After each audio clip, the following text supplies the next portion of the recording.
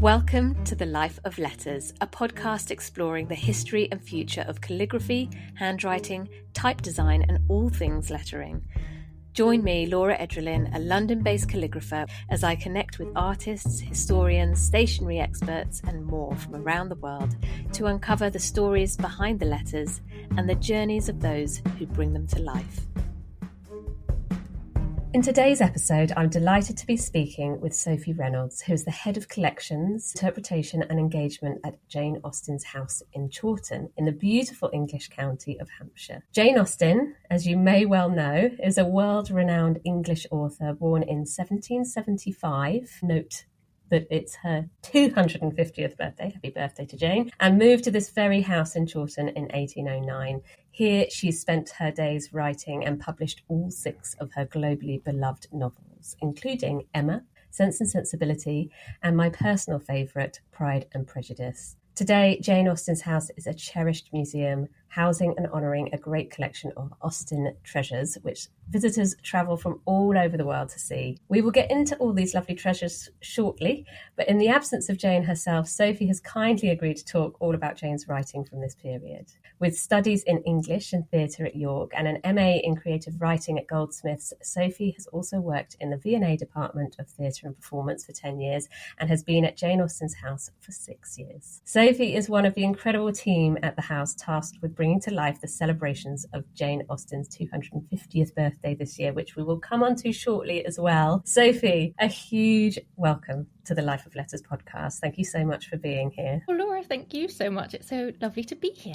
It's great. And I wanted to start by sort of plunging ourselves immediately back into the 1800s, because it's a sort of little time capsule, really, that you've got in terms of the house and the museum and everything that you teach and sort of share with the world. I just wanted to sort of take ourselves back there, set the scene for us. So can you give us a general sense of what life was like for Jane and who she was when she was beginning to write these novels? Yeah, absolutely. So the story actually begins a little bit earlier. So by the time she gets to Chawton, she's already been writing for most of her life. I mean, the thing that I think not everyone always knows about Jane Austen is that she was writing from a really, really early age. She was writing prolifically from around the age of 11, and her teenage works, as we now call them, her juvenilia, are extraordinary. They're really wild, they're hilarious, they're quite unsettling, a bit scary in some places. They're nothing like her adult novels, but she's really finding her way. She's writing short stories, she's writing plays, she reads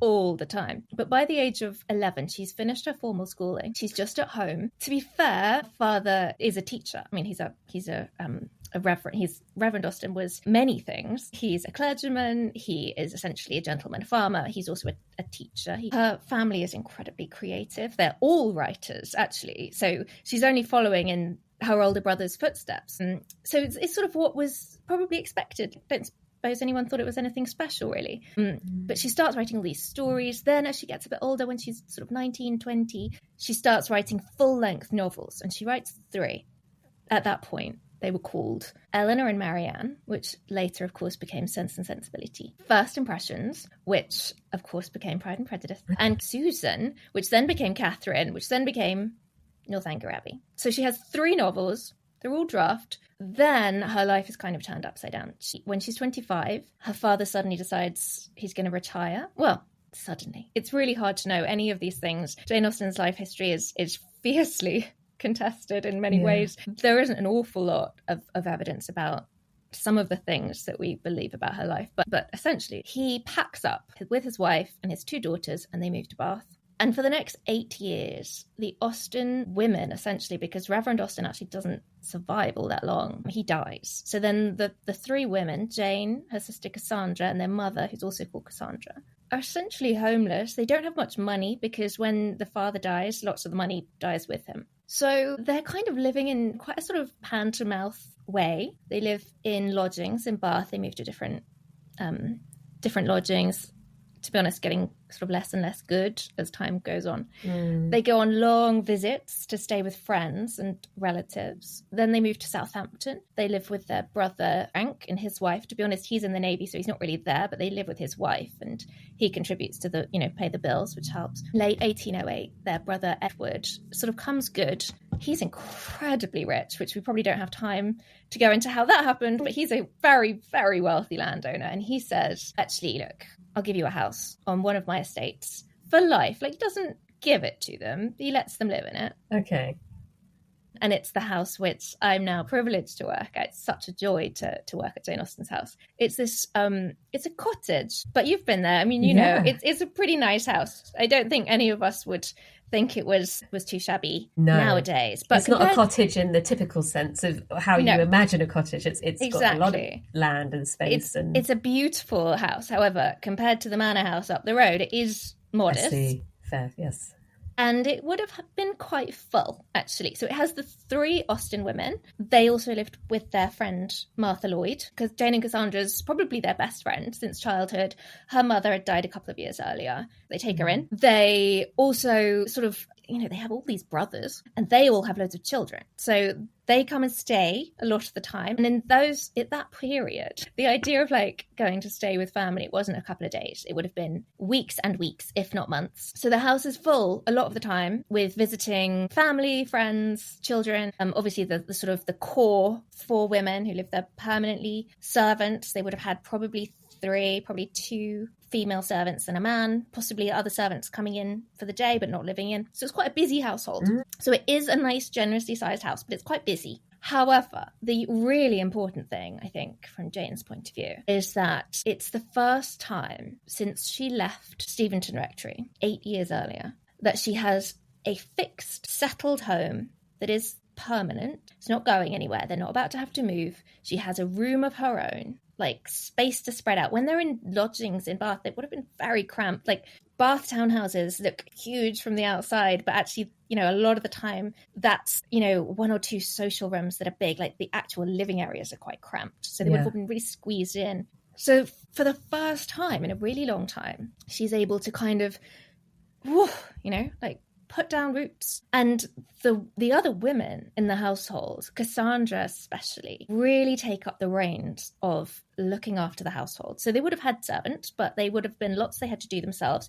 They weren't as rich as their social standing would have liked them to be. So they're kind of always playing catch up. They are gentry class, but they're not well off. So there's a lot of making do and mend, making things look a bit better externally than they really are. A lot of, I would probably say like mincing behind the scenes, if you know what I mean, and making, you know, like sewing and mending things and all of that. But as much as possible, Martha, Cassandra and their mother, mainly Cassandra and Martha probably, take all of that housework off Jane's shoulders. They're like, we will do this. We'll manage the meals and the servants and, you know, all the housework stuff. Jane has, apparently, according to all the sources, very few household jobs. She has to make the breakfast, which is probably tea and toast, not arduous. And she looks after, and this is my favourite thing, she looks after the sugar, the tea and the alcohol. So she has some important household essential items. She's on the essentials, But other than that, she's pretty much free. So she writes. And obviously there are other things they do. There are a lot of social obligations. It's an era where socializing was really, really important. They would have had visitors come and see them. They would have gone out on visits. They still went to stay with relations. They still were looking after all the nieces and nephews. Between all the brothers, they had over 30 nieces and nephews. So they were always coming and going. Yeah. But essentially, for the first time in a really long time, she has the ability to write. And it's really obvious. Like, it's not the case that she doesn't write at all whilst she's living in Bath, living in Southampton. There are bits and bobs. There's Lady Susan and there's the Watsons, both of which are reasonably experimental. So it feels like in that period, she's experimenting, she's trying stuff, but she's not quite able to get things to happen. She's now in her early 30s and she really clearly has this amazing energy and drive. And probably partly that's financial because she's the only person in the household. Well, no, Martha doesn't have any money, but her sister Cassandra had a legacy. She has a little bit of her own money. The mother has a little bit of money. Jane doesn't really have anything. So, you know, there's a financial incentive to get something published. And she chooses Eleanor Marianne. She rewrites it. So the most frustrating thing about Jane Austen studies is that none of her manuscripts survive. So we don't know what Eleanor and Marianne looked like. all we know is the published version of Sense and Sensibility. But, you know, like, we think, judging on like all these different sources and family recollections and things like that, we think it was quite extensively revised. Certainly is no longer a story written in letters, although letters in both Sense and Sensibility and Pride and Prejudice are really important. So you can see how it could have gone from an epistolary story to a narrative story. She rewrites it. Then, with the help of her brother Henry, who is in the militia, she gets a publisher. And the publisher she gets is a military publisher, because that's what Henry can get. He's actually never published a novel before, but he's like, okay, we'll do it. But he publishes it on commission, which essentially means she was self-publishing. She pays for it. Sense and Sensibility is published, does pretty well. Then Pride and Prejudice. Then she starts writing. Then she's obviously got a couple under her belt. It's really fascinating that she gets Northanger Abbey out. We have to call it Northanger Abbey, even though at the time she was like playing around with it. She called it Catherine because, annoyingly, in the meantime, a novel called Susan had come out. So she was like, I need to rewrite this, rename the central character. What are we going to do? What are we going to call it? And then she's working on it. And then she writes a note that she's going to put on at the beginning, like a prologue, a sort of preface, saying, oh, you know, time has gone past, 13 years have gone by since I wrote this novel. The reader must bear in mind that things are no longer current. But then she decides not to publish it. So she writes to her niece, Fanny, saying, Miss Catherine is on the shelf, and I don't think she's going to come down for a while. So that to me is absolutely fascinating, that she looks at Northanger Abbey. And critics generally think Northanger Abbey is like the least strong of all her novels, and I'm there kind of like shouting at them from behind my computer. I'm like, yeah, she knew that. It was the first one she wrote. It's quite immature. Yeah. Okay. But she knew that she wasn't actually going to publish it. But obviously, she starts writing afresh, and she starts writing new stories, new novels. She writes Mansfield Park. She writes Emma. She writes Persuasion. Although Persuasion is never published in her lifetime, she's starting to get ill. So in autumn 1816, we start sort of getting clues that she's ill. A lot of what we know about her life is from her letters. So the letters that survive, mainly to Cassandra. So we know that she has various symptoms. She's not able to get out and about as much as she would like. She doesn't have as much energy. Then in the spring of 1817, Persuasion is finished. She started writing a new novel, which we now call Sanditon. She called it The Brothers, but like as a working title, I don't think that was like sort of set. She's writing Sanditon. She writes 12 chapters and she puts it down. And essentially that's the end of the story. She moves to Winchester with Cassandra to be closer to the doctor, and she dies. So that's sort of the end of her lived story. But her novels had been quite successful. They weren't blowing the roof off the publishing industry, but they were selling well. And the other part of the story, which again is fascinating and we don't really have an answer for, is that during her lifetime, she never put her name on any of her published works. They were always, Sense and Sensibility was by a lady. Pride and Prejudice was by the author of Sense and Sensibility, and sort of go on from there. Yeah. I think that they then become by the author of Pride and Prejudice because that's the one that does best in her lifetime. So then after her death, Cassandra looks after it, essentially inherits her estate. Okay. And Cassandra and Henry publish Northanger Abbey and Persuasion as a joint edition. It's 4 volumes. And then, they sell fine. They sell okay. After a while, they do drop out of print. There's a bit of a gap. Then George Bentley picks them up. Somewhere in the late 19th century, he publishes them all in Bentley standard editions, and they've never been out of print since then. And they have grown and grown in popularity. In 1870, her nephew writes a memoir of her. And clearly that doesn't come out of the blue. It's in response to popular interest in her as a writer and in her life. So she's got quite popular by then, but there's definitely a feeling that this memoir sort of pushes that a bit more, pushes her identity as a writer a bit further out there. And essentially she's been riding a wave ever since. And I think now more than ever, it's an extraordinary story actually, because 99% of writers have completely the opposite journey, where they have a fanfare when their works are published, and they're famous then, and then they go downhill quite quickly, whereas Jane Austen has exactly the opposite. And she is now generally thought to be one of the best and most famous and most loved writer in the English canon. Generally, often said to be second only to Shakespeare. And Shakespeare is like a completely different thing. Like Shakespeare is on a totally different scale. So I think we could say that of the novelists, she's right up there. She certainly perhaps ties with Dickens. I would say she's better than Dickens. Willing to die on that hill. She's certainly more human, I would say. She is of all writers, and she spoilt me, and I think most people that love Jane Austen, she spoilt me for any other writer, because there is not a word out of place. It's totally perfect. Her prose is spare and elegant and precise, and her stories are perhaps not believable, perhaps not completely realistic, but they are made up of characters that are realistic. They're essentially, I feel like the novels are kind of fairy tales, but they are so relatable. They're just elevated from real life. They are aspirational, perhaps, in a way like that. But they also, when you start digging into them, they tell you so much about life in her period, life for women, life for people that don't quite have an easy life, like they don't quite have enough money, or they're probably not going to marry very well, or they don't have housing security. That's one of the main themes, and it's interesting because that obviously is something that she's drawing very heavily on her own life. Yeah, she's very good at painting a picture. It is incredible how each of the books capture something about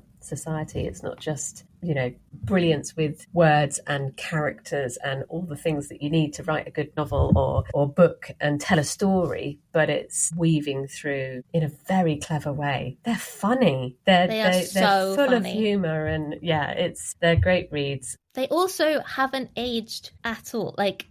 It's extraordinary when you try reading other novels written around that time. Like, the most popular novelist when Jane Austen was writing was Walter Scott. If you try and read his novels now, they are very hard to read. They're dense. They are old feeling. They're heavy. Yeah. Her novels aren't anything like that. They still feel like they could have been written yesterday. Yeah. And that's the other thing about her now, is there's a relatively modern phenomenon of reinterpretation, readaptation. And obviously that's really pushes her kind of fame and popularity as well, because people want to know what all of these new things came from. But there is a huge industry. Jane Austen is now a huge industry, both in publishing, in film and TV, and in books about Austen, adaptations of the novels, prequels and sequels, and fan fiction of all types. It's just that it's a huge business as well. Yeah. And it's an inspiration, isn't it? It's somebody who,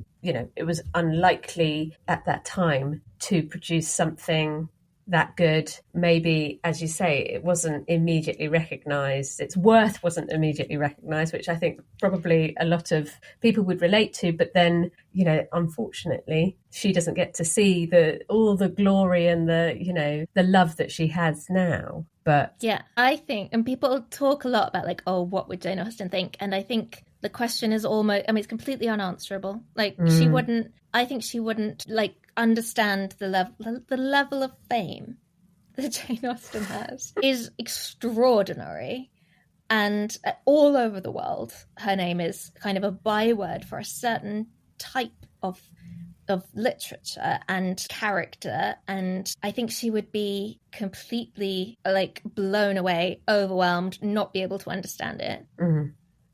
But it's also really interesting what you just said about how this doesn't happen very often. This literally never happens. It's happened, a handful of times that you get an artist, a writer of this kind of genius. I'm sorry, that's such a corny word, but she's a genius. And she comes out of nowhere, as so many do.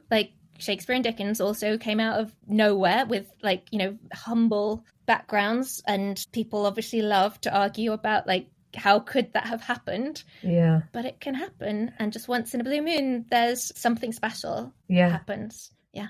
And in some ways, I guess there's, not to take it away from Dickens and Shakespeare, but when we look through history, we kind of expect there to be these famous male figures dotted around in all these sort of different industries and even within art. But when it's a female writer, you know, and my historical knowledge of the education system and society probably isn't quite up to scratch, but I'm fairly aware that the same sort of levels of education it wasn't equal. Society didn't give those opportunities to everybody. And so for her to have done it so modestly, she wasn't putting it out there to be the best novelist or, you know, the most famous, but no, although I think she knew she was really good.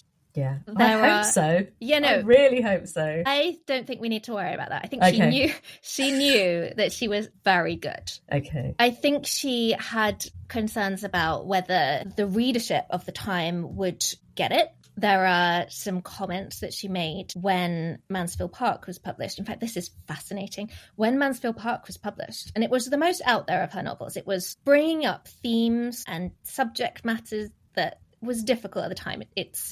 It's gently pulling at the strings around the Church of England, essentially the slave trade. Like, she pulls up these themes, and it was the least well received of her novels. And I think this is extraordinary. So she kept a list of everyone's opinions of it, like her family, her friends, but also sort of more public reactions, reviews. Like, it was never formally reviewed, but she kept notes of everything. And I think that says that she was, concerned. She was just aware that she had done something a little bit out there with it. And she was just keeping careful track of how this had gone down. And people's opinions were very mixed, and like her family had positive things to say.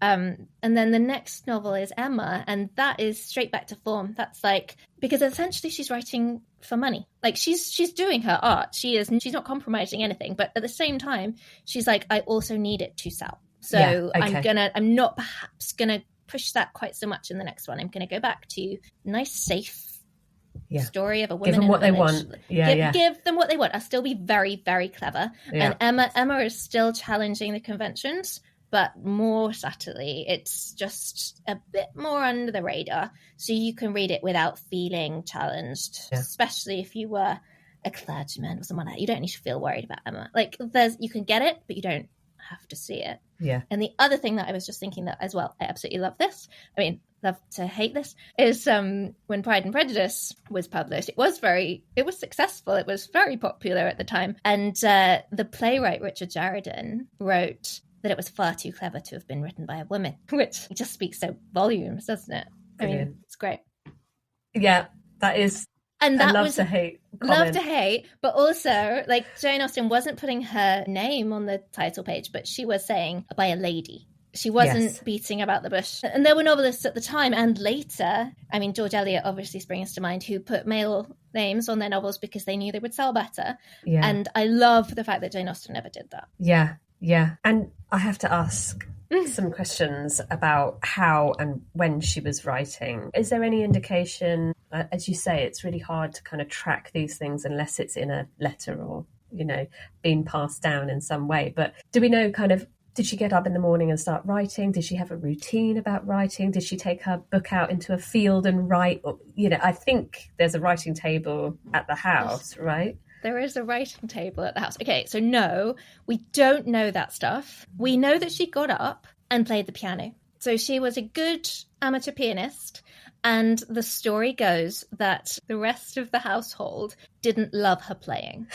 Perhaps they just didn't like piano music in general. That resonates with me, Jane. Don't worry, I've been there. So the story goes, according to the memoir, the story is that first thing in the morning, so they would have breakfast at about 10 o'clock in the morning, but they would get up, obviously earlier, particularly in the summer when it's light, they'd get up and do some work. So kind of household chores, clearing out the fires, lighting fires, getting water from the well, like all of that stuff. So that was going on. And Jane Austen took an hour or so to play the piano at that point whilst everyone was busy. Then she made the breakfast and they presumably all sat around together and had their tea and toast. And then I think it probably would have depended on the day. She probably would have wanted to write, but perhaps people were paying calls. I think actually that normally happened a bit later in the day. So maybe it's the morning time. Their meals are quite interesting. So they had breakfast around 10 and then they had dinner at some point in the afternoon, and it varies greatly depending on how fashionable you are, where you live. If you're in London, you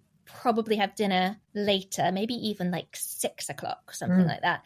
In the country, maybe 3, something along those lines, and then tea later after dinner. And then there's this lovely story, isn't there, which I don't know properly, about how as dinner gets later and later in the town, afternoon tea kind of becomes a thing, and then lunch sort of becomes a new meal, but that's a bit later on. So she essentially is in a period where they have 2 main meals in the day. So probably writing was squeezed in between those 2, in between paying calls, receiving visits, doing other things.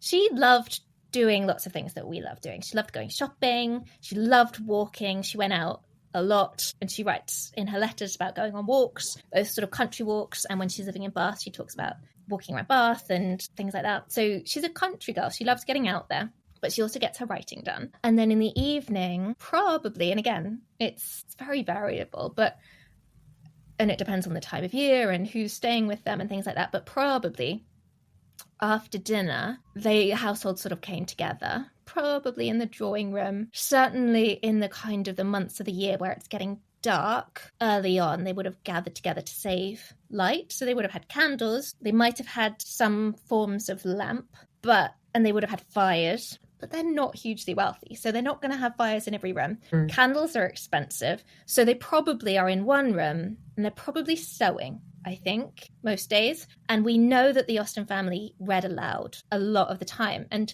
I think that's something that they did as a family, but also it really helps lighting wise if one person is well lit and can read from a novel and the others are getting on with their knitting. I don't knit, but I understand if you're a good knitter, you don't need to have any light. You can just do it. So there's things like that going on. Then if there are members of the family staying, we know that sometimes if there were lots of nephews and nieces, they would push back the furniture and Jane would play country dances on the piano, and they would have like little impromptu dances and things like that. So there's stuff like that going on. Sometimes they have neighbours that come for dinner. So the wonderful story, I'm really aware this isn't about writing, but this is about reading. They're all good stories. We're here for it all. So when Pride and Prejudice is published in January 1813, it arrives. She gets her author's copy a day early. She gets her first copies on the 27th of January. Proper publication day is 28th of January. On the 29th of January, she writes a letter to Cassandra, and she tells her that the very day of the book's coming, which is the 27th, they had their neighbour, Miss Benn, over for dinner. And Miss Benn was a spinster living in the village. She was not well off. She was, in the novels, we could think of her in terms of Miss Bates in Emma. So she is really down on her luck. She doesn't have much money. So Mrs. Austen and Jane invite her to dinner. And then after dinner, they tell her that they've got a new novel. Oh, it's just arrived from London. They don't tell her that Jane is the author, but they read it to her. They read her half the first volume, which is about 6.5 chapters. So they literally probably sit her down for maybe 2 hours and read out this book to her. It's like without a box set. Yeah, exactly. But like the pressure was obviously enormous because Jane is there going like, this is my first public like outing for this work. Literally, I'm holding my first published copy. Like, it's too late to get back. Fortunately, Miss Benn likes it a lot. She admires Elizabeth, and Jane writes to Cassandra. She says something like, fortunately, she admired Elizabeth. She says, I don't know how I would cope with people that don't like her. She really is the finest heroine that I've ever seen in print. And so Miss Benn comes back a few days later and they read her another chunk, and then Jane writes to Cassandra a few days later and she's like, the second reading didn't please me so well, my mother didn't get the voices quite right, and like she's starting to like sort of pull it apart a bit more. And I think, that's hard. Like, as a writer, once it's published, it's set down, you can't do anything to change it. But she's also noticing like issues with the typeset. Like, she says some of the paragraphs have been squashed together and like not everything has come out quite right. She's like, there might as well have been no suppers at Longbourn because something's happened and they've sort of chopped things up. So she's starting to pick holes in it a little bit. But yeah, essentially, like, we know that on the very day that she got her first copy, she sat down in the drawing room and read a whole load of it aloud to her neighbour. I mean, it's amazing. It's amazing to envision that. Yeah, incredible. Can you imagine God, the ticket price for that. Yeah, Now. I know. Do we know much about, I don't know if you get these questions very often, but sort of the paper and the ink or materials that she would have written with? Yes. So this is good timing, this question, because last October, we opened a new sort of permanent exhibition in the house called Jane Austen and the Art of Writing, which tries to look at sort of everything we know about Jane Austen as a writer and sort of looks at everything we've been talking about, like her kind of writing life, her history of writing, what she was doing, but it also tries to look at the physicality of writing and what we know from the very few sort of surviving scraps. And there really isn't very much to go on. As I was saying earlier, the most frustrating thing is that the manuscripts weren't kept, and we don't know quite who destroyed them. Could have been the publisher themselves. They might have returned them to Jane and then she chucked them away. But essentially it wasn't thought to be of value, which obviously today they are kind of the most valuable thing. And like if you could find anything, that would be what you'd want.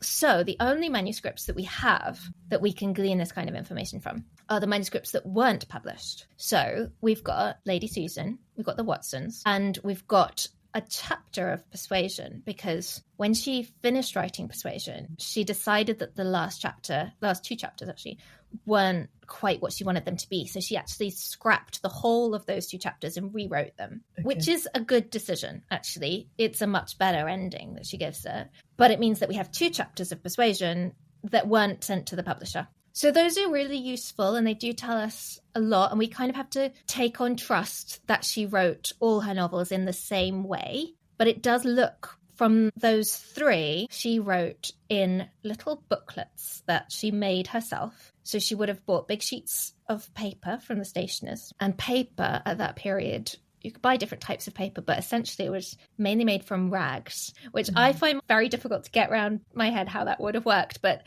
I have sort of spent some time sort of trying to understand this. And I think essentially the rags were pulped. They were sort of broken down, soaked and beaten and broken down into like fragments that then could be sort of washed together, and you'd drain off the water and you'd have this pulp. And then you could make that into paper. Sort of you'd squidge it onto a frame, scrape it so it's really thin, dry it out. So that's the kind of paper. And there were actually paper mills all over Hampshire. She's actually living in a paper manufacturing district. And they're often obviously on rivers because they use the water as part of the process. So there's a paper mill in Romsey, I think, that like some of her papers have been tracked down to. So there's a really wonderful paper conservator at the Bodleian who I spoke to when we were creating the Art of Writing exhibition, and he's done the most extraordinary work looking essentially at the watermarks in the surviving manuscripts and piecing together like which pages sat next to each other, you know, where they were produced, when they were produced. The watermark tells you the name of the maker, but also the year of manufacture. So that helps us to date, not necessarily when she was writing, but when she bought the paper, when the paper was made. So that's like a really incredibly niche area that you can drill down into. Yeah, that's great. And we've got some of that information. Then in terms of ink, she would have written with a quill. Obviously, it's pre the invention of steel metal nibbed pen. So she would have written with a goose quill. I've also done all of this reading into quills. Like you get very obsessed on all this stuff. You have to get it right. Yeah. So to make a quill pen, you need the wing feather of a goose. It needs to be a chunky feather, and you strip off all of the soft fluffy bits. So it has ruined period dramas for me because they never do that. You always have like a whole feathery feather, don't you? And then they're writing with it. So that's a fake. Yeah. You need to cut off all of those feathery bits. So which makes sense because they're annoying. Like they're going to get in the way, and so you want it to be like as much like a pen as possible. So you just want the spine with perhaps a little twiddle at the end, like a little flag at the end of it. So then at the base of the quill, you cut the nib. And actually, she probably didn't do that herself. It was quite a tedious, like difficult thing to do. You probably just bought them from a stationery shop. Like that was absolutely, and she probably also bought her ink from a stationer's shop. However, interestingly, another little nugget that I gleaned is that, so the quill is made of a porous substance, so it soaks up the ink. So you could probably write with a quill for about 10 minutes, and then it starts to get really soft. So you just put it down, pick up another one. You have lots. Start writing with your new one. And then once your first one has dried out, you can swap back and use that one. And they probably, depending on how much you're writing with them, they last a few days or maybe a week. And what you might do is mend it. And there's just such a lovely scene in Pride and Prejudice where Miss Bingley is talking. She's trying to flirt with Mr. Darcy and he's not having any of it. And he's trying to write his letter and she's really bugging him. And she's like, oh, you write so beautifully. Oh, you write such long letters. And she's like, let me mend your pen for you because I'm really good at mending pens. And he's like, no, thanks. I always mend my own. So they probably weren't cutting their own, but they would have just trimmed it. You would have had a little knife as part of your stationery kit to just sharpen it up if it gets a bit blunt. And then ink-wise, they would have used iron gall ink. And everyone gets excited because in the museum collection, we have this really wonderful book. Actually, it's a wonderful handwritten notebook by Martha Lloyd, who lived with them the whole time in Chawton. And it's her household book. So it's essentially her collection of recipes. I mean, I don't know about you, but my mum did this. It's pre-Pinterest age. Yep. You just write out all the recipes. Your friends give you recipes, or you pick things up and you write them into your book. So Martha did this, which is really helpful because it tells us so much about what they were eating. And well done, Martha. Exactly. She's so useful. The front of the book is recipes, and then she's turned it over and written from the back a whole load of kind of householdy stuff. She's got some remedies in there. She's got some kind of health things, but she's got cleaning stuff, and she's got a recipe how to make ink. So everyone is just totally enchanted with this idea. But I'm unfortunately, I have been told by a very eminent scholar that it's so unlikely that they would have been making it themselves. Maybe they did once in a while, but in general, they just would have gone and bought their ink. It's like me with bread. Exactly. I love the idea of it. I'll write that recipe out, but will I actually make the bread? Probably not. You probably do it once and you're like, oh, this is delicious, but God, it took a long time. Complicated recipes or something. Yes, exactly. But it does mean from the recipe, we do know, she would have been buying the same kind of ink, and it's essentially made from oak galls, which we have an oak tree in the garden of the museum. It's probably one of my favourite things, actually, and no one really knows this, but there's an oak tree in the garden of the museum, and it is a descendant of an oak tree that Jane Austen planted. So the one she planted has gone, but an oak apple from that tree, a sort of sister sapling, sprung up. That one is still there. So wow. That's a sort of living link with her. Yeah, I love it. She's embodied in nature. She's everywhere there, isn't she? That's so lovely. And so when we look at the sort of her penmanship and how she was writing, is there a particular style at that time? Yes. So I am not an expert in handwriting, but Jane Austen's handwriting is very distinctive. It's exquisitely neat and beautiful. It's very small. It's a copperplate kind of, sort of traditional, beautiful handwriting. But so something that is really interesting about it is that the time she was living in, paper and postage were expensive. So we have the manuscripts that we were talking about earlier, but the other sort of incredible resource that we have are Jane Austen's letters. And they're mostly written to her sister Cassandra. Cassandra was 2 years older than her, and they were just best friends. They were incredibly close their whole lives. So there were considerable times in Jane Austen's life when she and Cassandra were apart, and in that time they wrote to each other nearly every day. A letter quite often is written over a course of several days, and then it would be posted, and then it seems like Jane Austen would pretty much start writing again immediately, and Cassandra was presumably doing the same thing. So her letters, tragically, don't survive, but Jane's do. And I know that everyone is fascinated by this at the moment because of the BBC adaptation of Miss Austen, which is based on Jill Hornby's book. So there are 161 letters written by Jane Austen that survive in the world that we know about. There were probably several thousand written, and Cassandra destroyed most of them. And it's a really interesting question that we won't ever be able to answer about quite why that was, but there are probably very good reasons that she did that. And up until reasonably recently, I'd say up until maybe 30 or 40 years ago, critics and Austen scholars were very hard on Cassandra, and they were like, she destroyed them, she made a bonfire of them, this is appalling, she has denied the world this information. But you've got to think about it from her point of view and what was in those letters. I mean, even in the ones that survive, there are some quite Jane Austen says some quite difficult things in some of those letters. She's quite rude about people. She's quite mean. There are one or two things that are really pretty close to the wire. So I think probably Cassandra was just looking after Jane's legacy, as Jill Hornby argues, and was... So in a way, we could turn that on its head. And instead of thinking Cassandra destroyed all these letters, we could think she saved 161 of them. Like, that wasn't normal. None of Cassandra's letters survive. Yeah. Most people's letters don't survive. But she obviously thought, okay, actually, Jane Austen's meteor was, her star was rising by Cassandra's death. People were, there was a kind of rage in the Victorian era. There was kind of autograph hunting and, sort of celebrity, the age of celebrity was sort of beginning. So I think she saved some. And I think we can be grateful to her for that rather than criticising her for getting rid of the other ones. Anyway, the point is that there are 161 letters. And of those, to be honest, that isn't even quite true. We have the text of 161.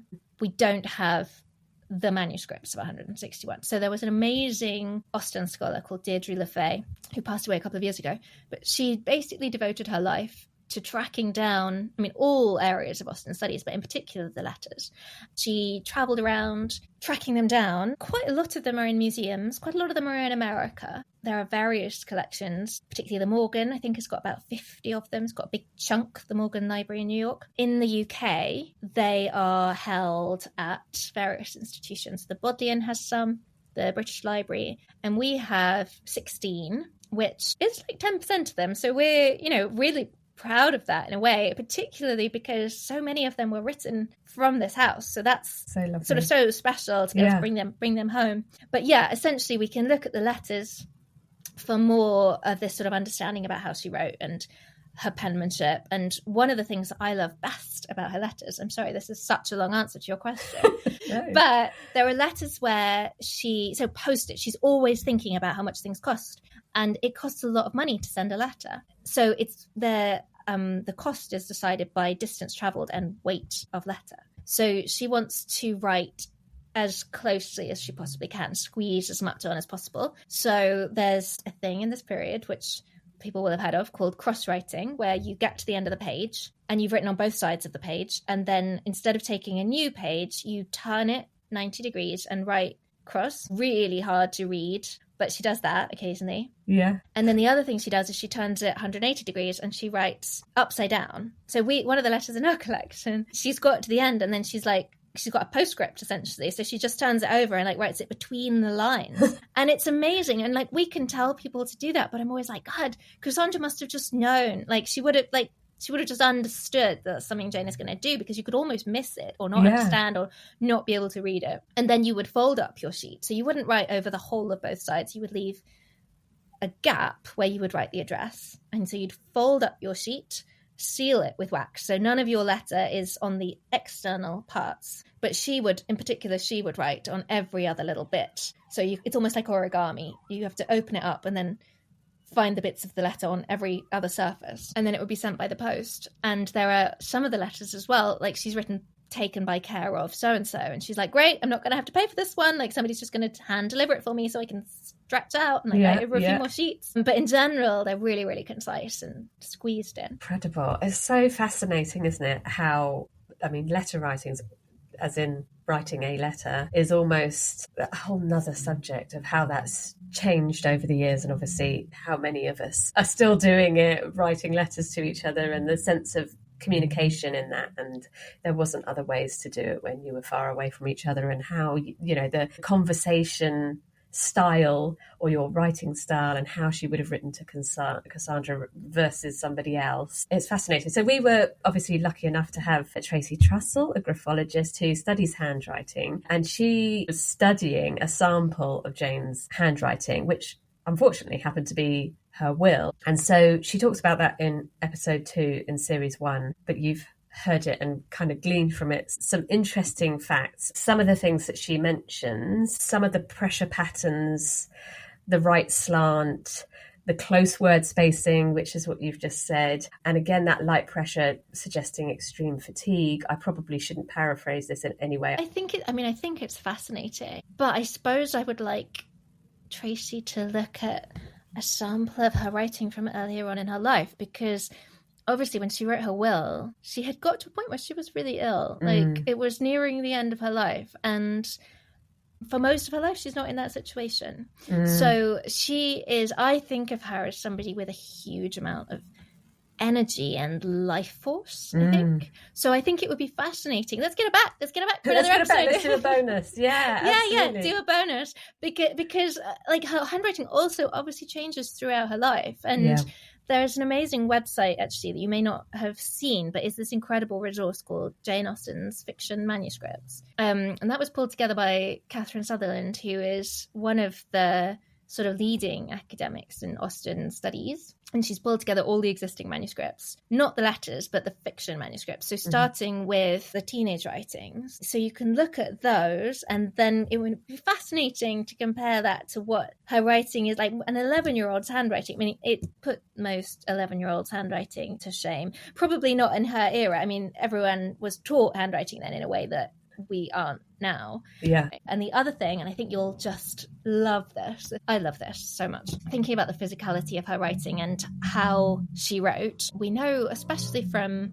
the Watsons, she's writing into manuscripts, right? So she's not writing onto single sheets of paper. She's made herself a little book. And if you're doing that, you've made your own life a bit harder for yourself, because it's your first draft. If you want to go back and change things, it's quite hard to. You'd have to do a lot of crossing out, which she doesn't do. Yeah. Or you'd have to rewrite your whole booklet. Then, this is what's so incredible. There are a couple of places in the Watson's manuscript where she does go back and change her mind. Or she adds bits. She's gone back and she's like, I need to add something in here. But there's literally no space, because she's written right to the, like, there's no margin. She's written right to the edge of the paper. So she makes herself a little post-it. She cuts a little piece of paper and pins it with a pin into place, and she cut them all from the same sheet of paper. She knew exactly how much space she was going to need. Yeah. And cut her big sheet of paper up into little post-its. She's so controlled. Yeah. She knows how much space she needs. She knows how much she wants to write, how much space that's going to take up. And we know, from the watermarks in the paper, exactly, they were all cut from the same sheet. She's pinning them in. There are a number of places. So I got incredibly excited about that. And I was like, she invented the post-it. Absolutely.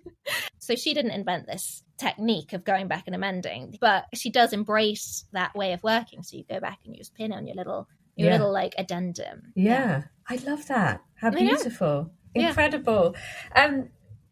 This has been brilliant. Thank you so much. I could ask 1,000 more questions. But before we go, could you give us a brief overview of the kind of scope of activities happening at the house for the 20th anniversary? Yeah, Can you do that in a nutshell? I don't know. I mean, we'll direct everyone to the website to find out more, but I know you're doing a lot this year. We are doing so much this year. So we opened the Art of Writing the end of last year. This year we have an exhibition called Austen Mania, which runs for the whole year and celebrates the 30th anniversary of the iconic and much beloved film and TV adaptations of 1995. Most sort of famously and obviously the BBC adaptation of Pride and Prejudice, which is many, many, many my people's favourite adaptation. But also there was Emma Thompson's Sense and Sensibility. There was Persuasion with Amanda Root.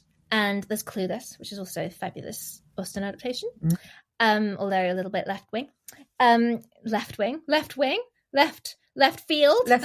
Left field. Yeah, that's what I meant. So those are sort of permanent things that you can see at the house. We've got various things coming and going throughout the year, and we've tried to squeeze those into 5 festivals, kind of for our own sanity, but also to help with sort of visitor experience. So we know that people come from all over the world to the house, and we want to sort of put things together so that they can make sort of as much of their trip as possible. So in January, we had a Pride and Prejudice festival, which was just joyous. The next one will be in May. We've got a Sense and Sensibility themed festival. Then in July, we've got an Emma themed festival. In September, we've got Persuasion. And then in December, we've got a kind of finale of the whole thing, which will be bringing together sort of celebrations of all the novels and of Jane Austen, sort of all her works, her life, sort of right around the actual anniversary of the birthday, but also obviously in the run up to Christmas, which wasn't such a big deal in Georgia and England, but obviously is today. So that kind of will finish the year on a high. Yeah, love that. And there's a podcast out. You've got a new book as well. And they're both called A Jane Austen Year. So the book, oh my gosh, again, it was just so much fun to put together. But essentially there's a chapter for each month of the year. So it's for each month we tried to pull out sections of Jane Austen's writing. Something that she does really well is to really pinpoint in her novels when things are happening, sometimes to the exact date, sometimes just to the month. So extracts that are set in that month and things that were happening in Jane Austen's own life or in her world, things she would have been aware of. So we've pulled in some wider things like the French Revolution or the Battle of Trafalgar, things like that, the sort of things she would have been, that would have been huge in her world. Yeah. And then also sort of brought it up to the present day. So things that have happened since then, really focusing it on the house, things that we do in those months or those seasons, and then really, really beautiful photography of objects in the collection that are sort of linked to those seasons or those months, and beautiful, beautiful images of the house. And then the podcast kind of takes all of that and sort of takes it to a different platform. It's not quite audio version of the book, but it's sort of a sister thing. Yeah. So they exist sort of side by side, yeah. And that is also called A Jane Austen Year. And, well, let me firstly just say thank you so, so much for talking to me today. It's lovely to hear about all the celebrations that are coming, but also knowing that you are this incredible that people can go to find out more about, obviously, Jane Austen's life at Chawton, but also beyond that, all the kind of ripple effects that she's given the world. And also all the education side, the engagement offering. There's a huge amount that you do, whether it's resources and obviously events, whether that's in person and online, so people from all over the world can access a lot of the things that you can share. So yeah, huge thank you for joining me and just kind of giving me, answering all my questions. That's my alarm to pick up my children from school. Okay, well, we better wrap it up. But no, I mean, gosh, Laura, I wanted to say thank you so much, because obviously I missed out that one of the highlights of the Sense and Sensibility Festival in May is you're going to be coming back to Chawton. I know you had a lovely visit there recently. It's beautiful. But you're going to be coming back and leading a really wonderful calligraphy workshop for us, which is really exciting. I'm so excited. I'm slightly in awe of just obviously Jane Austen's handwriting, which is slightly different to creating the kind of calligraphic styles that we'll be doing. But also what I'm really excited about is that we came on a really sort of frosty January day, and I'm going to be coming back in May when, I mean, who knows, it may be frosty then. But totally. It could be snowing. Knowing English weather. Yeah, hopefully something with some, just the nature giving us some spring vibes and probably tipping us into early summer. Absolutely. And I have to say, I'm so biased, obviously, but I think Jane Austen's house is one of the most beautiful places to be on a beautiful sunny spring day. It's a really idyllic, sort of feels very private and quiet and hidden away. So yeah, it is special. So to find out more about Jane Austen's house, visit janeaustens.house or find out more on Instagram at Jane Austen's house. All the links will be in today's episode show notes. Thank you so much, Sophie, for joining me for the Life of Letters. Thank you. Thank you so much for listening. If you're enjoying the podcast, please subscribe, leave a review, or share it with a fellow lettering enthusiast. And for all the details to connect with us, check out the show notes. A huge thank you to my producer, Heidi Cullop, for ensuring this podcast reached your ears. And finally, to all the guests featured in this series, go check them out.